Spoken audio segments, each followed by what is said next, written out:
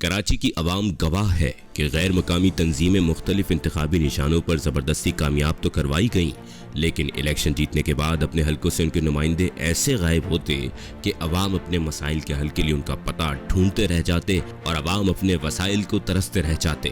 ایسے میں حق پرست رہنما ہی ہیں جو عوام کی ہر تکلیف میں ان کے شانہ بشانہ کھڑے رہتے ہیں۔ عرفان کھیتانی بھی انہی حق پرست رہنماؤں میں سے ایک ہیں جو گارڈن کی عوام کی خدمت میں ہمیشہ پیش رہے اور ان کے دکھوں کا مداوا کرتے رہے۔ یوں تو عرفان کھیتانی نے سیاست کا آغاز زمانہ طالب علمی سے ہی کر دیا تھا، اور پھر گارڈن کی عوام کے لیے فلاح و بہبود کے کاموں میں سرگرم رہے اور عوام کے پرزور مطالبے پر سن 2001 میں لیبر کونسلر کے طور پر الیکشن لڑا اور ہر دل عزیز شخصیت ہونے کے باعث پہلا الیکشن ہی بھاری اکثریت سے جیتا۔ عرفان بابا کے قابل ذکر کاموں میں سے 20 سال سے زائد سڑک سے محروم مچھی بازار میں سڑک کی تعمیر اور تکمیل شامل ہے۔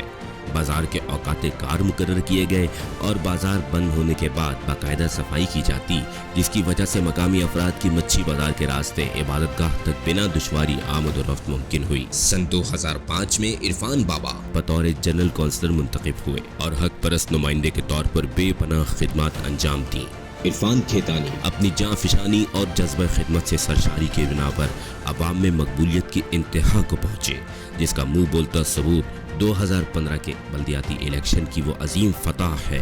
جس میں پی ٹی آئی کے حمایت یافتہ علی زیدی کو چیئرمین شپ کے امیدوار کی حیثیت سے شکست سے دوچار کر کے بھاری اکثریت سے جیت حاصل کی۔ اس معاملے نے نہ صرف مقامی بلکہ قومی سطح کی سیاست میں بھی تہلکہ مچا دیا۔ بطور حق پرست وائس چیئرمین منتخب ہوتے ہی عبد الرحمان اسٹریٹ پر پانی کی لائنیں ڈلوائیں، جس کی وجہ سے کم از کم 55 اپارٹمنٹس مستفید ہوئے۔ عرفان بابا کا طریقہ کار ایم کیو ایم پاکستان کا بنیادی طریقہ کار ہے، جس میں موروثی تنظیموں کے برعکس خود عوام کو با اختیار اور باشعور بنایا جاتا ہے اور محلہ کمیٹیاں قائم کر کے عوام کو شریک اقتدار کیا جاتا ہے۔ عرفان کھیتانی کہ وائس چیئرمین شپ کے زمانے کے دوران گارڈن کی عوام کی سہولت کے لیے مزید یہ خدمات بھی انجام دی گئیں۔ جرائم پر قابو پانے کے لیے سی پی ایل سی کا قیام 20% سے زائد علاقے میں CCTV کیمروں کی تنصیب کی گئی۔ گارڈن ایسٹ میں مکمل طور پر سڑکوں کی تعمیر کی گئی، صفائی کا منظم نظام مرتب کیا گیا، مذہبی اجتماعات میں والنٹیئرز کی خدمات حاصل کر کے سیکیورٹی اداروں کے شانہ بشانہ فل پروف سیکیورٹی کے ساتھ تقاریب اور اجتماعات کی انجام دہی ممکن بنوانا، پورے علاقے میں پانی کی لائنیں ڈلوائی اور بہت سی اور خدمات کی انجام دہی بھی ان امور میں شامل ہے۔ 24 جولائی 2022 کو ہونے والے بلدیاتی الیکشن میں عوام کو فیصلہ کرنا ہوگا کہ کیا وہ غیر مقامی تنظیموں کا انتخاب کرتے ہیں